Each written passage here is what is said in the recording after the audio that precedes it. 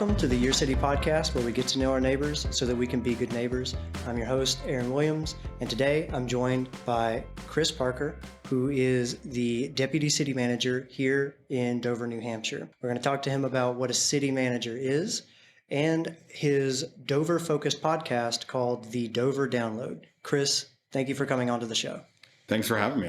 I'm looking forward to doing this. Yeah, me too. I am very curious about city management and stuff like that because I think it's so different than what I've ever experienced as a citizen, and I've never interviewed a city manager before.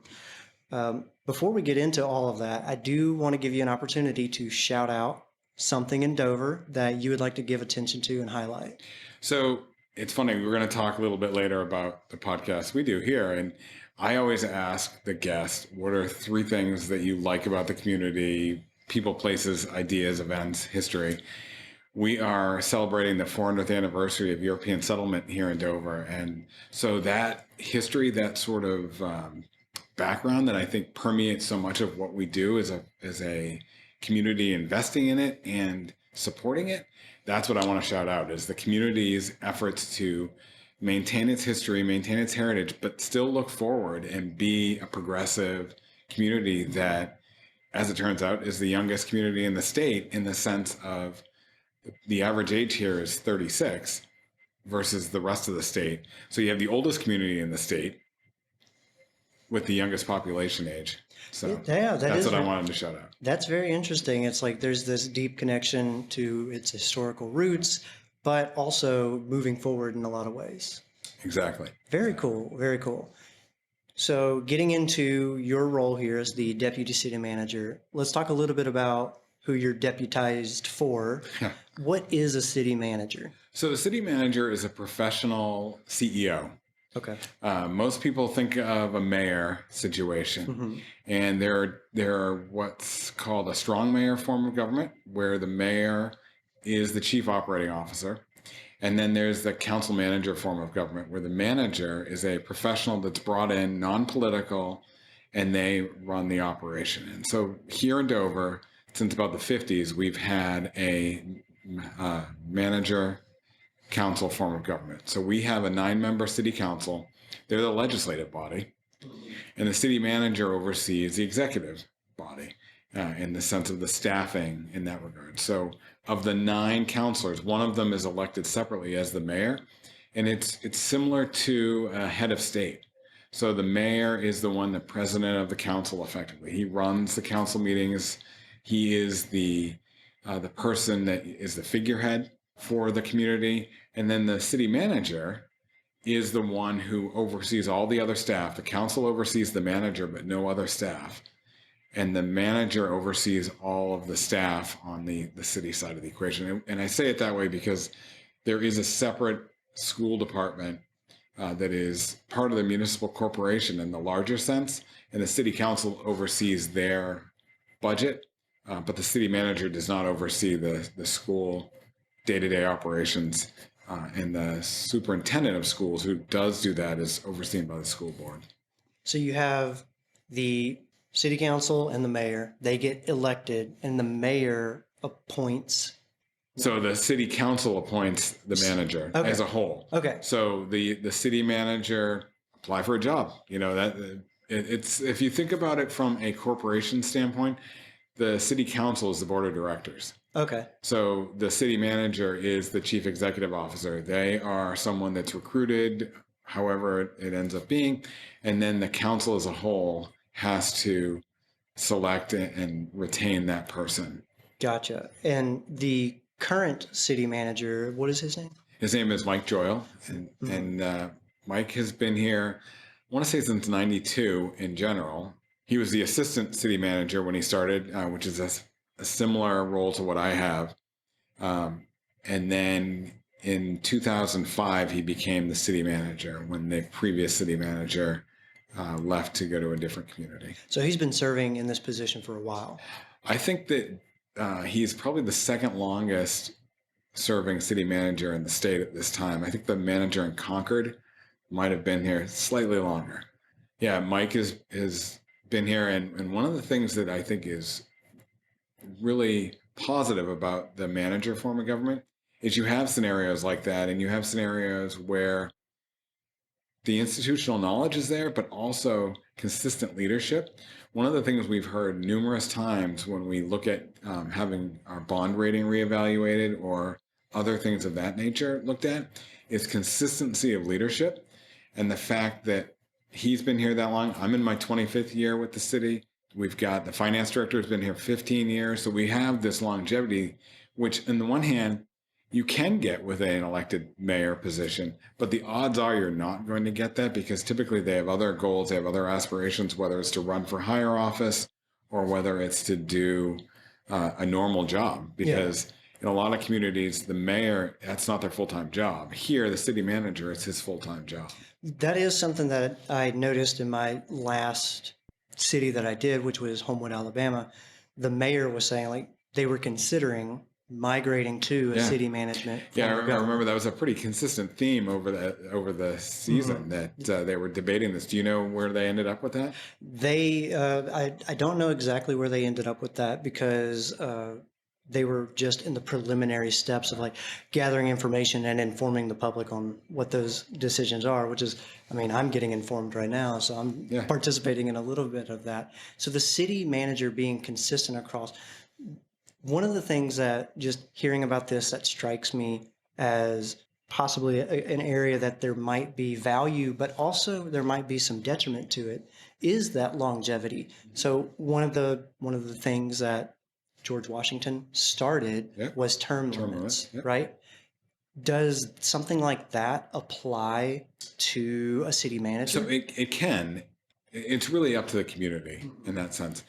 There are communities that have the mayor, or excuse me, there are communities that have the council manager form of government where the manager will be under contract and the contract will have a set period. So a neighboring community I know, they have a 3-year contract with their manager, and every 3 years they renew the contract or have the option, both sides have the option to not. In Dover, the way that we've done it, as far as I know, has always been you're signing a contract, it's open-ended. He's reevaluated every year. And there's by the council. The council does a review every July of the manager and how his performance is.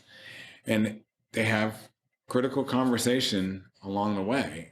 As far as I can recall, it's never come up with we should have a limit on this. We need to curtail that or at least have the option. But there is, in other communities, I've seen that option. And I think it's really up to the community. In this case, there are some safeguards. There are some provisions in our charter, which is our constitution, that sort of say you can remove the manager for the following reasons. And it gives some guidance so that if there were some trigger points, some thresholds, the council could take action and say, it's great that you've been here. Unlike a president who's elected and serves a 4-year term, unless they are impeached, which is a rather... That's its own problem. Exactly. Right? Exactly. He does have term limits, but if he messes up halfway through, you got to deal with him for the other half. So I think that here, at least, the community has found that having that open-ended contract has worked, and that there are provisions that might get renegotiated from time to time, but overall, it's pretty static. And having that, like I said, longevity, from my standpoint, I think it's been a good thing. I agree with you that term limits, and I think what Washington was looking at was sort of the unfettered conversation. So if you don't have a council that's aware, that's paying attention, that's doing its job, it could be problematic in the sense that there are eyes on us and that the policymakers, the counselors, are interested in having those reviews and having that feedback provision. I feel that we've been not in need of that. Yeah. I'm thinking about it because this is where I was the most curious about city management is what is the relationship between, because we have democratic processes to create a republic-based government, right? And so the city council and the mayor are representative of the people that elected them. How do you maintain that representation down the line as you're giving administrative capabilities to other people outside of your elected officials. So what you're describing here is actually what I was the most interested in is how do you how do you make sure that as a city manager, you're accurately representing the people who have elected the council? And it seems like the city manager actually doesn't have a lot of authority in terms of deciding what to do, just kind of executing it to their ability. Is that it? The way I would frame it is the council sets the policy. Yeah. We are going to do this. Then the manager does the nuts and bolts and works with his professional staff to say, okay, we need to implement this policy. We need to make these changes. How are we going to do it? And actually works through the nuts and bolts of making the changes. But the accountability side, which is what I think you're getting at, is every 2 weeks you have 9 people sitting at a podium or sitting at a dais, and there are multiple opportunities in those meetings for whether it's the public, whether it's the council, whether it's another stakeholder to say, this is what I thought we were doing. Why aren't we doing it? And there's really nowhere to run. The manager's there, and he needs to be able to answer for it, or at the very least be able to say, I can get that information, and here's how I'm going to get it for you. But what I have found is through some transparency initiatives that we've undertaken, we don't run into that problem because I think we do a great job of trying to engage the public. As everyone knows, I think, and I shouldn't say everyone, it's kind of like saying we all, but as most people. Right. There's so many ways to get information these days, and there's so many different opportunities to get engaged. It's almost overwhelming at times. So what we've tried to take the point of view of is we're going to maybe flood the market. We're going to get information out there, hoping that you learn one way, your wife learns a different way, my wife learns a third way, and I learn a fifth way. The dog learns a fourth way. So there's going to be opportunity to get engaged in a variety of formats. And that was actually one of the reasons why we started doing first the city manager's report, which is part of the council packet. I think it's up to like 50 pages now of here's what we did last month. Yeah. And it sort of just goes through and we organize it by the council goals. We organize it by department. We organize it by service area. In addition to that, we keep metrics on the webpage that people can check out, see progress being made. We incorporated a few years ago doing an e-newsletter series. So every Friday we do something called the Dover Download, which is a e-newsletter that goes out and it talks about upcoming meetings. It talks about things that happened in the past. It draws your attention to larger items. We also do a planning board version called the Dover Plan Review. We do a business version called the Down to Business. Those are both, the plan review is every other week, the Down to Business is weekly as well. Then we have special project bulletins. So when we're doing a project, right now we're doing a project looking at the pedestrian and vehicular patterns in the central business district. Yes. So you can sign up to get updates of that, and we send out information that way as well.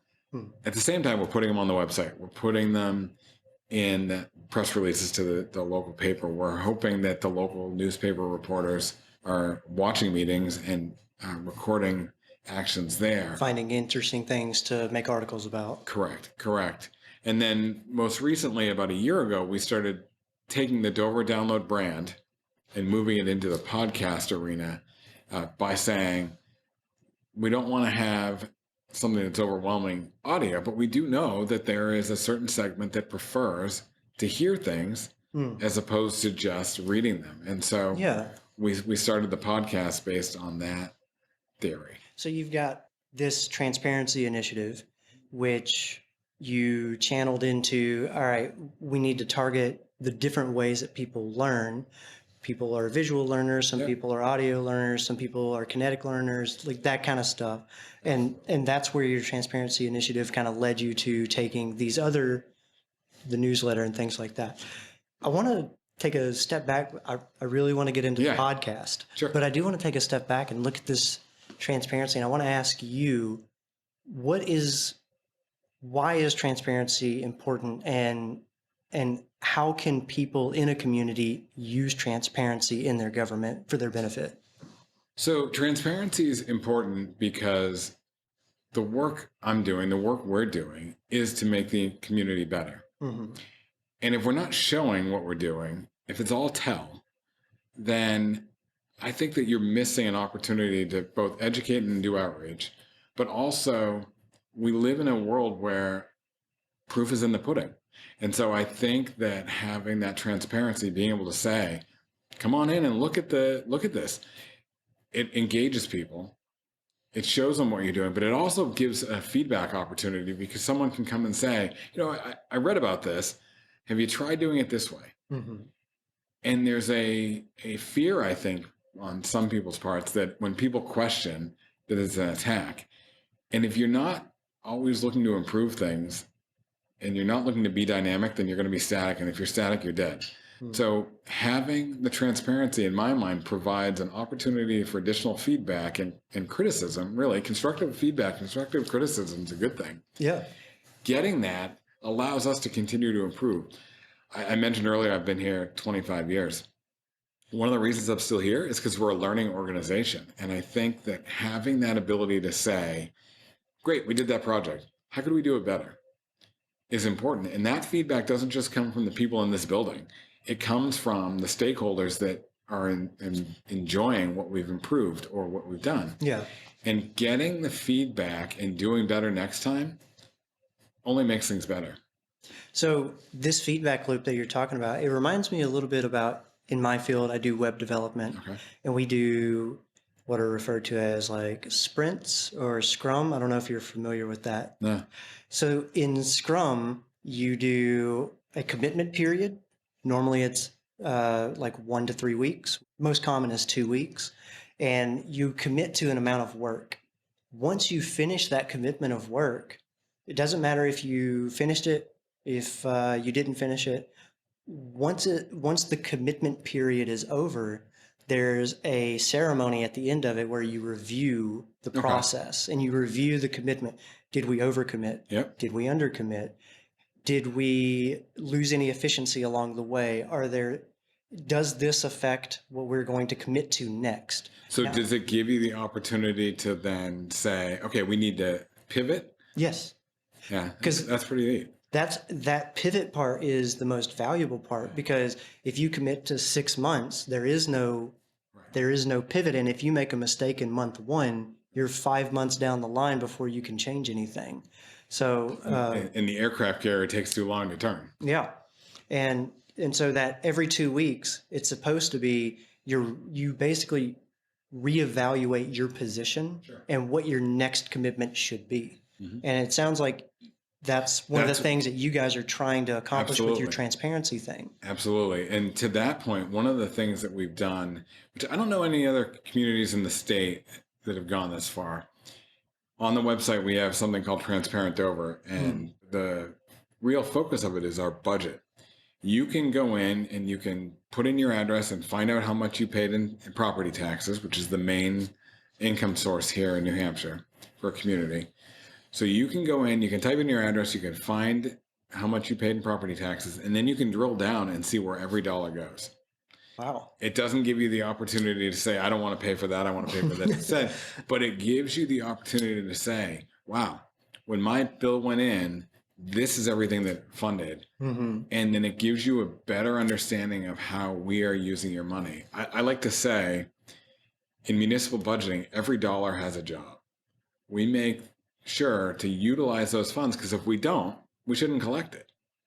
And so if we can't justify why we're using it and what we're doing with it, how we're improving the community, you shouldn't have to pay it. And the transparency part kind of makes sure that you are doing that, because anyone can go and look and see if you're wasting it. Exactly. Yeah. Exactly. That's cool. As a deputy, we've been talking about the city manager position. As a deputy, what exactly are your roles and responsibilities? What are you doing that he's not? Any duties as assigned. Okay. So you're just here to basically like whatever he says to do. So my principal role is I oversee planning and community development activities. So the planning staff, the business development staff, the community development staff, anything related to those sort of functions. I also oversee some of our customer service initiatives. And then finally, the way I look at it is anything that affects more than one department. So if there are grants, if there are capital projects, if there are larger projects that cross multiple service areas, then I'm the one that coordinates and oversees this. So you're aligning the communication. Right. That's a very valuable role. So in some cases, I'm a gatekeeper. Someone needs to make a decision that maybe the manager's got other things he's doing and he can't focus on it, so I'll make a decision. Certainly when he is indisposed, part of the deputy role is filling in for him. But at the same time, I look at it as I'm the chief operating officer. If he's the chief executive officer, I'm the chief operating officer. I'm the one that says, here's the project. Why haven't we finished the project? What resources do we need to get this project done?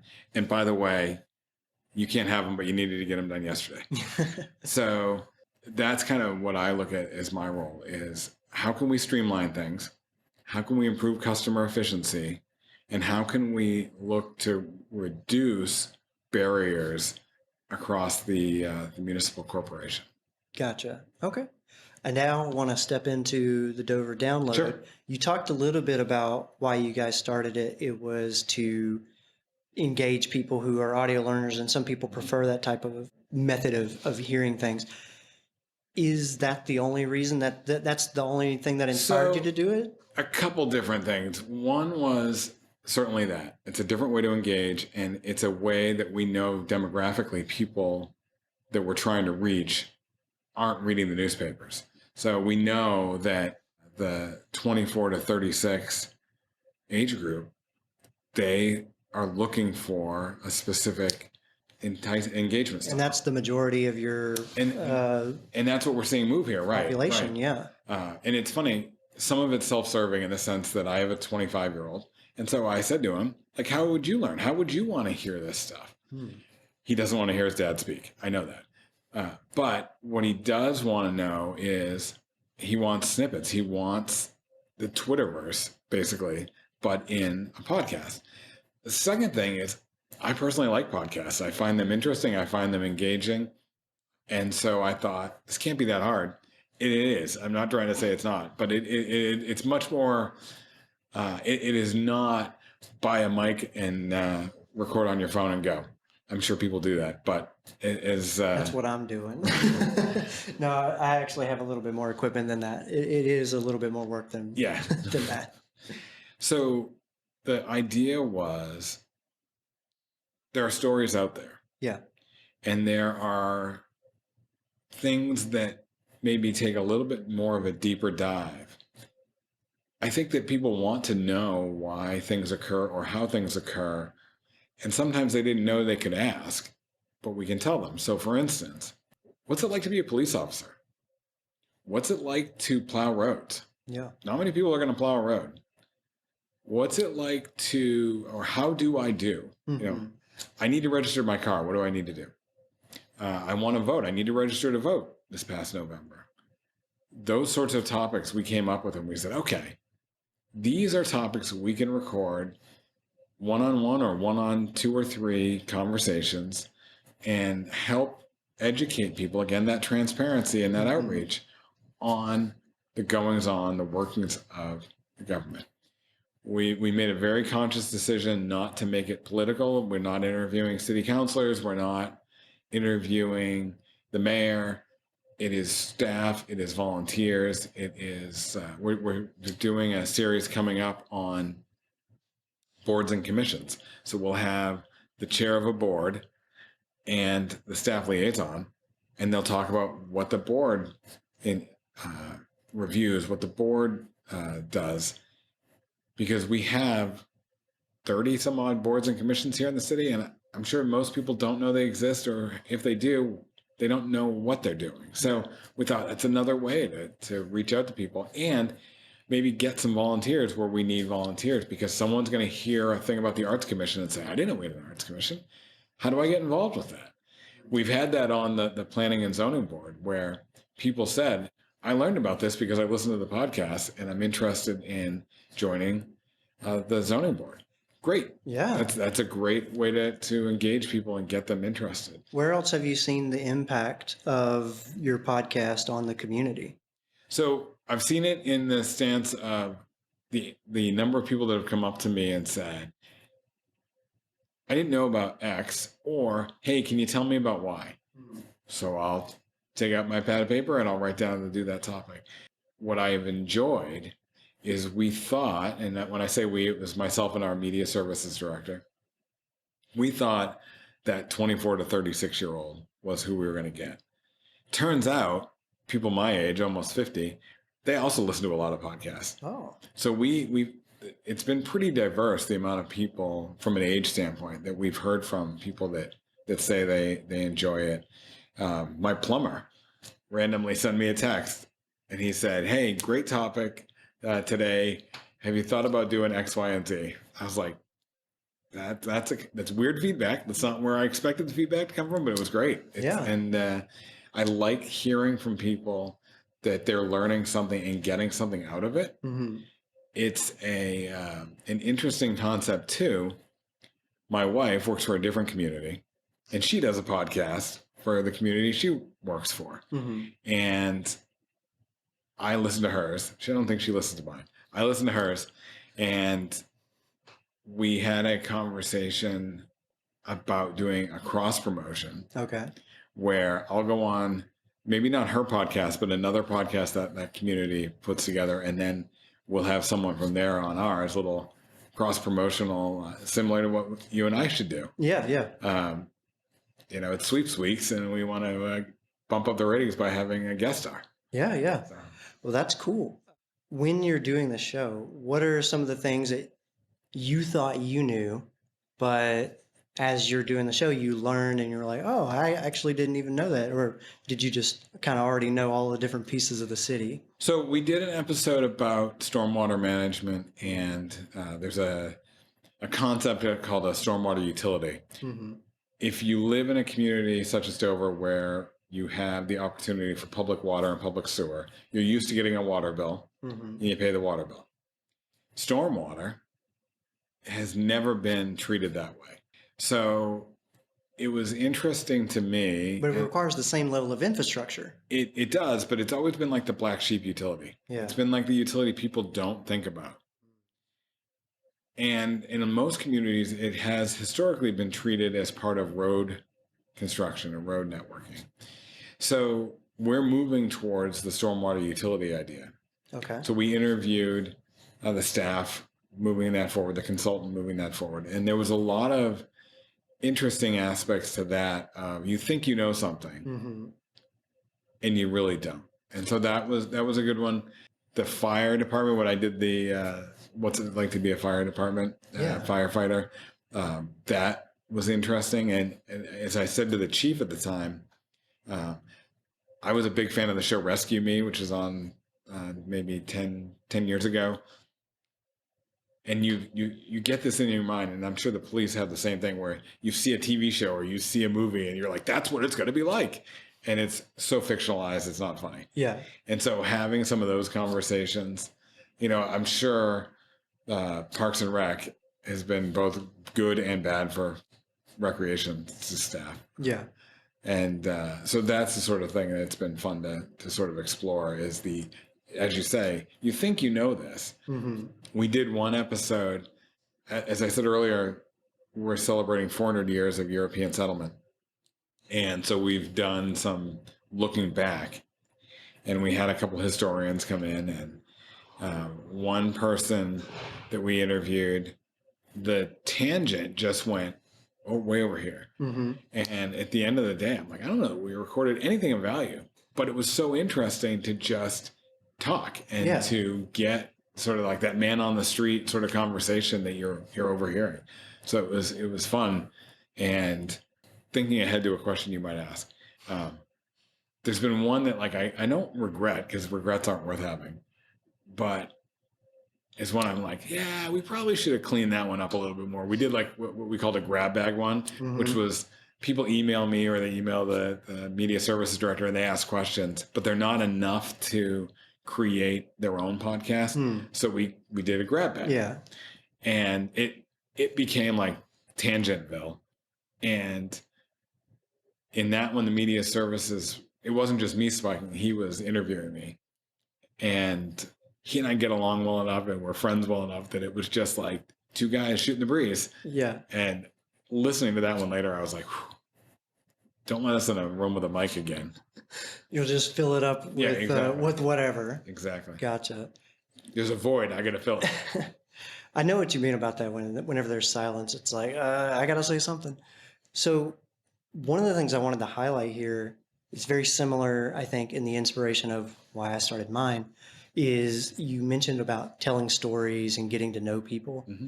The telling stories is something that I think is super, super valuable, is like getting to know kind of what the job is. Mm-hmm. What does this person day in and day out go through? And it can really help you empathize, especially in a time now where with rescue services or police departments and things like that, it's so easy for a media article to get written and get a bunch of people up into an anger about something, and getting that, I know how this works. I understand what this person's job is. I can understand where the decision making lies, can give you a lot more empathy for that type of role and the difficult decisions that people have to face, because those can be very difficult decisions sometimes that, people in those positions can do. I think that's really important. I think that's critical. And I also think that the more we humanize what happens behind the scenes, and the more they don't become behind the scenes, but they're just there, the more people can relate and say, oh, next time I'm at the clerk's office and I see a line ahead of me, now I'll know what they're dealing with. And maybe I can understand when they call me up and they say, here's the pieces of paper you needed, and there's 4 signs in the hallway that say, please don't come if you don't have this information. I don't have this information. And they have to explain it one more time. Yeah. I now get it. Yeah. When I was coming up with the idea of the looking at a day in the life of this area, I thought, in general, the police are coming, you know what they're coming for. You know what the police do. You know what the fire guys do. Mm-hmm. Right? One catches bad guys, one puts the fire out. Probably know what the plow guy does or the public works guy does. But the finance director and his staff, do we really know what they do? Do we really know what the city clerk does? Do we really know what some of these administrative functions are doing? And I think there's value in shedding light on that. Yeah. A lot of people, including my wife, will say, what do you do all day? And one of the things I love is that I don't do the same thing every day. I might have functions that need to occur weekly, monthly, quarterly, what have you. But in general, my day is so different every day that the ability to help people see that is pretty interesting. Yeah, yeah. With this podcast, where do you think you're going to go with it? What's the future of it? So that's a good question. I think that there's a point where the archive can do a lot of the background stuff. And I see us doing some repeat in the sense of updates. And I see us doing some things change. Like, of course, some processes get better. And so I see us looking at that. The technical side, the production side would rather me say, we're going to start taking breaks, because we do it weekly and we record enough for weekly that I think what we might do is expand the podcast so that we're doing a little bit more preview of meetings coming up or recounting meetings that happened, and then having what's now the special topic be a repeat of you missed this before. So what we're recording and what's useful is here's what happened last Wednesday night at the city council meeting, or here's what's happening next Wednesday at the city council meeting, and giving people one more avenue. Because what I like about that is that we could parse it. So you could say, I just care about that. I want to use the timestamp and go right to that portion of the conversation. So I'm looking at it as I said earlier, we have this newsletter version called the Dover Download. And there are, as with newsletters or magazines of old, there's a table of contents and there's areas, different topic areas. I want to evolve to that point with the podcast of having like a news magazine like the 2020 or 60 Minutes where you had the breakpoints. And yes, there's a lighthearted, and maybe that's the history, but there's also something that's a little bit more in depth. Yeah. I said to, when I pitched the idea, I said, I want to be the Sunday news magazine, like the Sunday paper magazine, where you've got some depth, but you've got the comics too. Yeah. And no, I'm not going to start doing comics or being a comic, but the idea is that it should be pretty well rounded at the end. Okay. What I don't want to do is have it have to come out every week.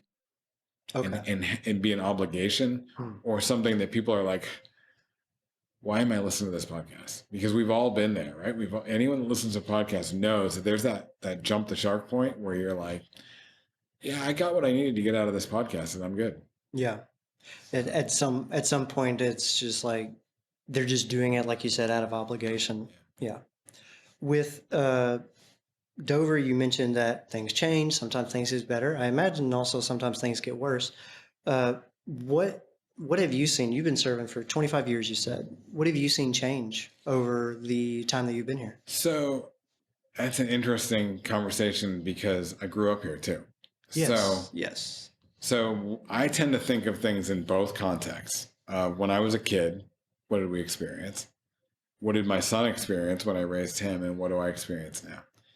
But then I also see like the employee side. When I started here, from an employee standpoint, I was laughing about this the other day. The amount of paper was trifold what we see now.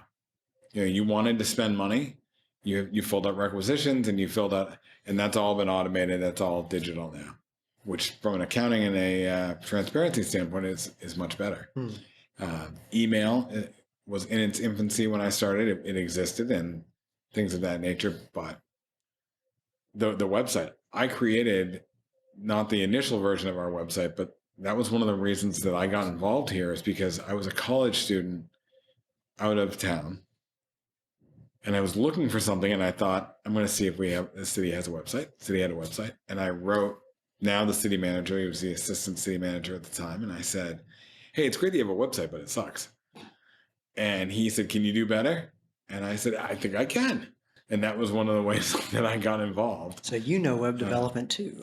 I did at the time. I don't claim to know it anymore.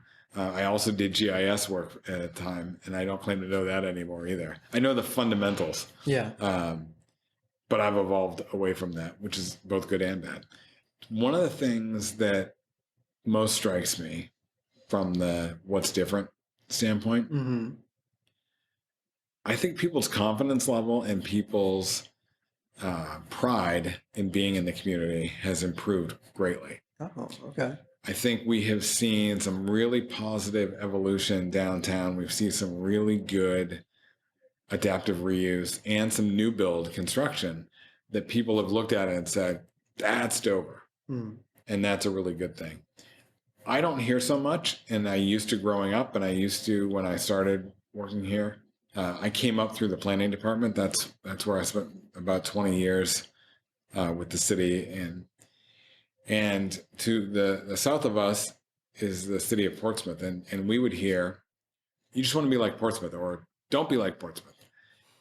And I always say, we want to be ourselves. We want to be Dover. We want to do what's best for our community. And you should look at any other community and say, that's really cool, or that wouldn't work. You should always have the open mind of saying, what can work and what can't work. And there are certain elements, geography being number one, that you can't compete with. So don't worry about those. So I look at the downtown, and we do this thing called the Citizens Leadership Academy. It's something we do with the chamber every October, where we bring in the public that signs up, and you go through, you would really like it actually. Okay. So The first week is you sit with the city manager and the finance director and learn about municipal budgeting. The next week, you do a tour of the police station. The next week, or the next class, is the fire department. Then there's a public works department. And then there is the night that I do, which is quality of life. So it's myself, the library, recreation, and welfare. Mm-hmm. We talk about those elements. And then the last week is the school department. And so you get this sort of back and forth interaction with people, and they learn the nuts and bolts. You go tour the fire station, you go tour a police station, things of that nature. So we're doing this one year. It's probably 4 or 5 years ago. And a woman that I went to high school with is in the audience. And she says, I got to say, I grew up here and I moved away and I had kids. And we came back one weekend to see my parents and bring the kids back to show them where I grew up. And we parked once downtown in the morning and we went to X restaurant for breakfast. Then we went to the Children's Museum. And then we realized it was lunchtime. So we went to Y restaurant for lunch. And then we played in the park. And then we walked the community trail. And then we did this shopping. And then all of a sudden it was dinner time. Mm-hmm. And we realized we had parked at 9 in the morning and we had never left. And I thought, that is a transformation that we should be proud of. That is something that reinforces. We made a decision 2007-ish that we weren't going to ignore what we call Upper Central Avenue, the big box area. Yeah. But we also weren't going to compete with the surrounding communities that were really forcing on that. We were going to put our eggs in the downtown, and we were going to say small business is where we want to be. Mm-hmm. We want to support the infrastructure we have. We want a walkable community. We don't want sprawl. We don't want to push things out. We want to really celebrate what we have downtown. And I think that's worked for us. It doesn't work for every community, and every community needs to make its own choices. But that was where we wanted to be. And to get that feedback from people of saying, they're not saying that that's what they did, but that's what they're describing. Yeah. And so having those conversations, it's great. It doesn't really answer your question, I know, but and I could say any number of things about how the building across the street from us, which is a human service center, I went to middle school there. Mm-hmm. And so when we built a new middle school, we had a 103,000 square foot building. This is a community that said, we want to create a social service hub. And that's what we did. And in that building now, there are some city facilities, some city uses. The rec department is in there, and the school department's in there. But our youth outreach is there. The senior center's in there. There's a daycare in there. There's adult education in there.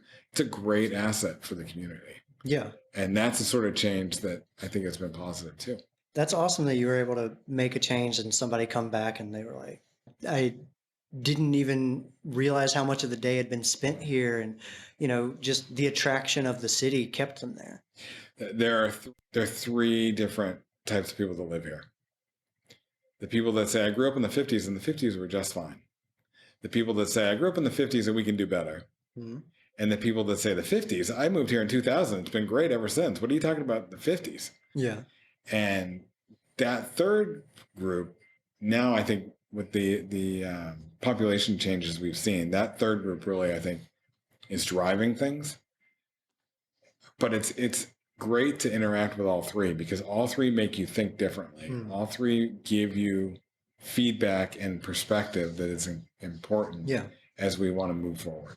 Because if we're not, we can't move forward and leave people back. We can't leave people behind. We have to bring people with us. Mm. You said that y'all made an intentional choice back in 2007 to say downtown, small business, sorry, Upper Central. I wouldn't say sorry. Okay. I think when you look at catchment areas, okay, you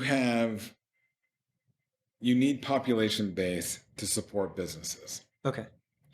So we saw Upper Central Avenue where there's some big box stores and there's some fast food and things like that.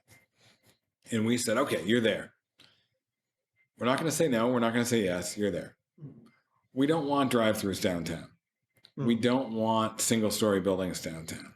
We don't, so it wasn't sorry Upper Central. It was, we want downtown to be different than that. Right. It was you're there and we're going to nurture you and your condition there, but we're not going to expand that zone. We're not going to let that area grow because we recognize that surrounding communities have those same sort of opportunities, and that when big boxes look to locate, they really are looking at access to highways, access to population base, things of that nature. And you can do so much to compete with that.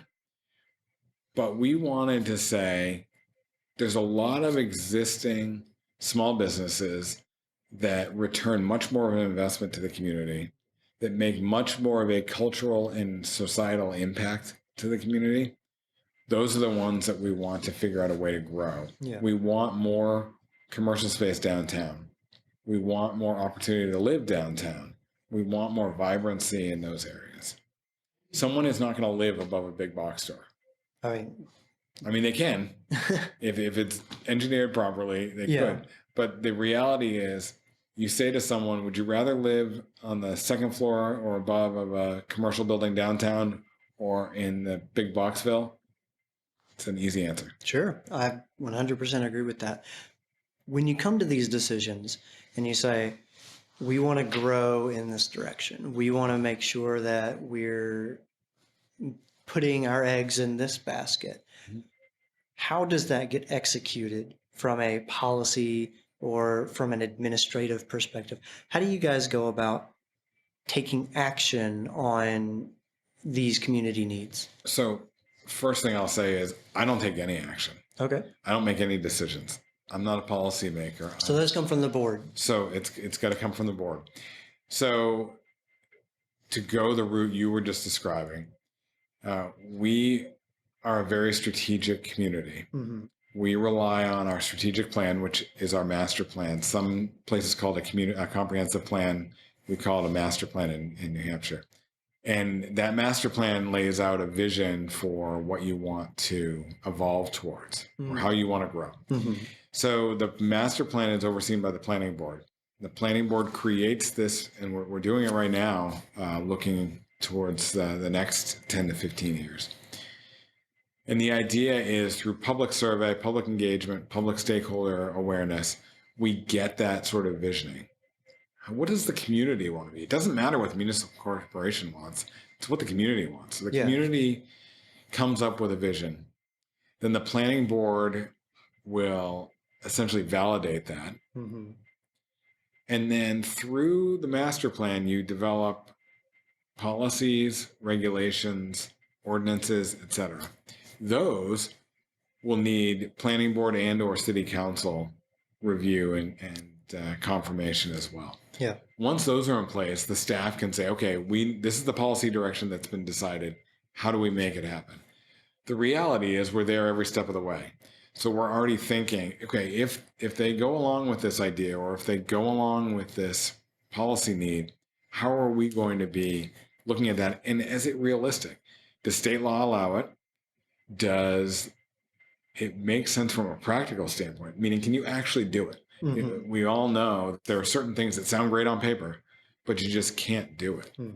And so the idea is we're providing some advice to the policymakers, but once the policymakers make a decision, and we've been very lucky with some positive policymakers here, then the handoff to the administrative staff is, okay, get it done. Effectuate this. Yeah. And one of the things I think has been a real hallmark of us is that we don't just talk about doing things. We actually want to do things. We don't talk about, wouldn't it be nice to have attainable housing in Dover? We've actively been working on ways to improve housing access. Mm-hmm. We don't just talk about, it'd be nice if someday we looked at that rezoning. When I started as a planning director in 2007, we would go maybe 5 to 7 years before looking at zoning amendments. Yeah. And then you'd have like 40 of them. And they'd be super overwhelming because people would be like, oh my God, if there's 40 things wrong, what else is wrong? Mm-hmm.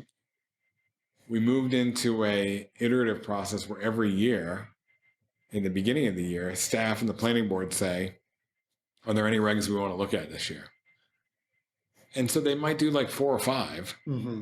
and they're bite sized, they're clearly defined, and people can understand them. They don't stack up. And they don't scare people because they don't stack up. Right. That sort of process, I think, has given the policymakers, whether the planning board or the city council, confidence that the staff can do things. And so when we are told, okay, we want to do this, they're not necessarily nitpicking how we're doing it, because they know that through that longevity, through the experience, through the guidance that they've given us, we can say, okay, we're going to get this done. And we're going to be accountable about it by telling you how we're getting it done and what we've done to get things done in the past. So one of the things that you said was that the community drives the strategic plan. That's the master vision for the city and stuff like that. How does the community drive that? Is it just by the attendance that y'all have at these local meetings, or is it, what mechanisms does the community through use? the community's engagement? Yeah. That certainly is a big part of it. But the planning board is appointed, and so they're members of the public as well. Okay. And so they hold numerous public hearings themselves before making decisions. And so by having that check valve, usually the planning board is not the steering committee. Mm. So for the vision chapter that we're working on right now, there's a steering committee. Mm-hmm. There's staff assigned to it to support it as well. There's a consultant that's been brought in. They are working to support the steering committee, which is then working to outreach and gather feedback from the stakeholders. They bring it together, they synthesize it, they repost it and say, here's what we heard. Mm-hmm. Are we going down the right path? You get more feedback from that standpoint. And then at a certain point, they're going to say, we think we've got a good draft. Okay. We're ready to go. They'll go to the planning board and basically start over and say, okay, planning board, here's what the vision is. What do you think? Mm.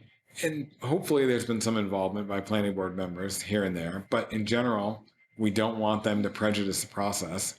We want them to say, yeah, we're hearing the same things, or we're hearing it, but we're tweaking it a little this way. Mm. So they're providing their expertise as well. And then from there, you get a solidified document. So I'm kind of seeing this picture here of like, you've got these transparency initiatives that help people know when and where things are happening, what's been happening.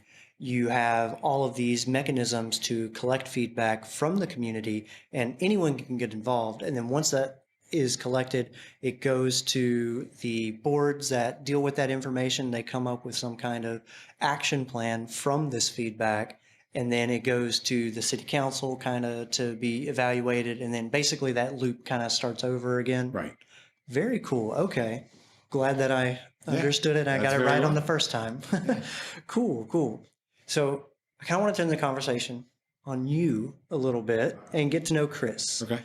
What made you get involved in the community? What made you want to pursue a career in this area? So I grew up in Dover, and I did not want to stick around. So I went to college elsewhere. And while I went to college in Washington, D.C., and I liked cities, I liked the idea of community. Mm. I majored in political science and American studies, which is sort of American history, but from the ground level, a grassroots level, not from a top-down level. So I focused on the built environment and how the built environment impacts communities. So my senior year, you had to do a project, Mm-hmm. and I did a project on the waterfront and this was 95. The waterfront project we were working on here was going to happen any day now. It still has not happened. And Any day now. So that sort of got me meeting people in City Hall, because I interviewed the planning director at the time and some staff at the time. I went back to DC and I had to do an internship. So I interned for Henry Cisneros, who was the Secretary of HUD under Bill Clinton's second term. So in that experience, I realized that I did not like planning at a federal level. It was too disconnected. You didn't see the impacts that you had. Yes, but that's my complaint at the federal level as well, is that there's really no way, there's no mechanism for them to basically be able to make effective contributions to a community. They don't have the resolution to do it. And if you talk to politicians, Hmm. you hear often enough that if you really want to make an impact, get on your local city council. Hmm. The reality is because the people that you're representing are right there. And so the same is true from the administrative side. So I knew I didn't want to do federal. I came back and I said, "Hey, can I intern?" So I graduated in May and I started here in June, and just never left. I moved through the organization and I've had I think 4 or 5 positions now. It became something of I like it here. I Hmm. grew up here. I wanted my son to have some of those experiences. And I like the idea of creating a better community for him and Yeah. creating a world that he can flourish in Hmm. and that provides, all parents want to provide things for their kids so they have a better life than they do. So that ended up working into it. I think the community is a great community. There's a lot of heritage. There's a lot of grime here, meaning that it's not all pristine and it's not all touristy and it's not Disneyfied. Um, so I like that we've got a working community. I love the fact that we have a working Hmm. downtown where you can buy a shirt, you can buy a jug of milk, you can buy a something at the hardware store. All of those things don't exist in every downtown. And so the ability to be able to do those things and interact on a local level Hmm. it was something I wanted to be part of. Yeah. There's a podcast that I listen to a lot called Strong Towns, and the Yeah. guy who does it, Chuck, you were talking about how like you didn't want to do the federal level because you didn't feel like it had the ability to effectively, impact communities. He talks about it as like we need to we need to think of local government as the highest form of government, as like local government is actually where action Right. takes place. Reverse the Yeah. yeah. Yeah, as opposed to like federal government where the fight takes place and stuff like that. I look at regardless of what my title is and maybe, I like being a creative problem solver. So your problem might be, how do I register my car because I'm walking around the hallway and I don't know where to go? Or your problem might be, I want to subdivide my property. Or your problem might be, I want to open this business or I want to relocate my business here. They're all different levels of complexity, but they're all problems that mean the most to you at that moment. Hmm. And so the ability to get involved and help people and see them succeed. I, I've said it before, maybe not here because we've only been for an hour, but my son doesn't like going grocery shopping with me. Not that he doesn't live here anymore, but when he did, and mainly it was because people would stop me in the grocery store and ask me questions, and they would Yeah. say things, and I love that stuff. I'm like, I don't care. Like, Yeah. Let's talk. let's talk. Let's solve that issue. Let's resolve it because the more problems we solve together, the better we are together as a community. Yeah. The stronger we are as a community. Yeah, absolutely. And like that's what we're here for, is the relationships and building relationships and trust with everybody. So that's awesome. What are some of your favorite things to do in Dover when you have some free time? So I love the community trail. I use that a lot. I walk a lot, and so the diversity that you can find on the trail is great. I love Apple Harvest Day, which is in October. It is a very fun day to come downtown and enjoy. I like the general feel of the community. I think that you can really, you want to live in a converted mill building downtown, you can live in a converted mill building downtown. You want to live in the middle of nowhere on a farm, you can live in the middle of nowhere on a farm. You want to go to a big box, you can. You want to go to a mom and pop, you can. I like that diversity, and I Mhm. like the fact that it's all within a pretty confined space. Yeah, cool. Very cool. Our theme for this season of the show is how to build bridges. And, it's very easy to disagree with people, but it's way harder to build a bridge and find common ground and find ways to get along. What are some ways that people can build bridges and overcome disagreement with each other? So you can't get someone to see your point of view if you don't understand their point of view. Okay. So to me, if you want to build a bridge, regardless of what side you are on of that bridge, you need to listen and you need to understand, and not just listen in the sense of, oh, I hear you, but it's not getting in my mind. Actually invest yourself, put your phone down, turn off the TV, have conversations like we're having right now, where you're actually engaging the person and understand where they're coming from, and then make educated conversations back. The idea of building a bridge, to me, starts with communication and with the idea that if you can't have constructive conversations where, yeah, you might be at odds on things and you might not be at the same page when you start the book, at least if you're in the same book, that helps. Yeah. So to build a bridge, to me, stop, listen, and engage the other person, and realize that maybe you're the one that needs to come around to their point of view, but you can't have those conversations if you can't speak the same language to begin with. That I think really fits in well with the bridge metaphor because, what you're saying is seek to understand, right? And basically, there's an acknowledgement that, well, to build a bridge, you have to recognize there are two sides. You can't build a bridge if you think that there's only one side. Right. I like that. That's very cool. You know what's a consistent theme in your podcast? What is that? The guest rambles and then you synthesize down to like a 2-sentence blurb. I love it. Oh, I just try to. I try to repeat back what I think I hear. You know what I mean? You do a great job. It's really enjoyable. One time it was at one of my old jobs, my boss gave me a task to do, and I just told him back. I was like, let me just repeat back to you what I heard because I was trying to make sure of it. And he said, I love that. That's a great way to do things. And so I kind of have just kind of stuck with that ever since of like, okay, I need to be able to repeat back to somebody what I heard.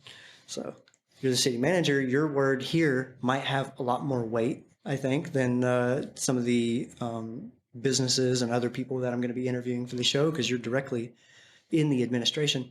What do you think that the city of Dover should focus on next? So I think we are continuing to focus, and I think we will continue to focus on reinvesting in our infrastructure and making sure that long term we are taking care of the buildings and facilities and the infrastructure we have and continue to reinvest in them so that they can continue to serve the future population. That, and you're never done engaging, and you're never done trying to continue to get the next generation involved. In my mind, and that's my mind, not the city of Dover's mind, we need to be focused on how today's high school students are going to be successful, how today's high school and college students can get engaged because they're the leaders that are going to have to deal with problems that we are just learning about. So thinking ahead to those ages and thinking ahead to how do we continue to attract new people to the community, keep people that are established here in the community, engage them together, and then think about that younger demographic, those people that are going to inherit the good and the bad. So kind of focusing on building on-ramps for the next generation to come in? Sure. Yeah. Okay. Yeah. All right. Very cool. Is there anything else that you wanted to add before we close out? Just that I think we're a unique community. I think we're a community that has a cow path that became a trail, that became a road, that became a modern road. Mm-hmm. And when you look back and you say, what was this like 400 years ago? Which granted in Europe would be a blink. Yeah. But to be able to look back with that pride and say, that's where we came from, and use that to say, where are we going? And how are we going to get there? And let's be a community as we think how we're going to get there. That's a really positive thing. All right. Well, thank you so much for joining me, Chris. You're welcome. Thank you for listening to the Your City podcast, and I hope you enjoyed our talk today with Chris. If you want to hear more from Chris, you can check out his Dover Download podcast, where if you want to, hear all those stories and all of the things that he was talking about with the city of Dover, you can go check that out on his podcast. And if you liked the show, you can share the show with a friend or a family member. That really helps us grow the show, grow our audience, and we will catch you on the next one.